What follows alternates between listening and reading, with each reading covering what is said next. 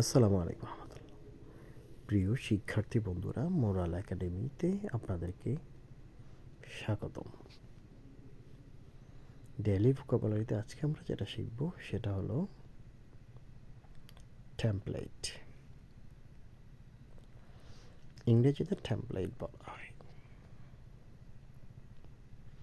আরবিতে এটাকে বলা হয় কালিব।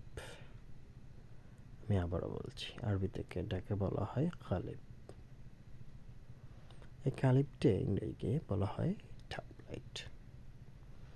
যে বাক্যটি আছে, বাক্যটির মাধ্যমে আমরা এটাকে মনে রাখতে পারি, সেটা হলো does the package include a template as well. هل تشغل هذه الحزمة قليبا كذلك؟ هل تشغل هذه الحزمة قليبا كذلك؟ এই বাক্যের মাধ্যমে আমরা শব্দটাকে পড়ে পড়ে মনে রাখতে পারি। আশা করা যায় আমাদের জন্য অনেক ফায়দা হবে। আজকে পর্যন্তই। আসসালামু আলাইকুম।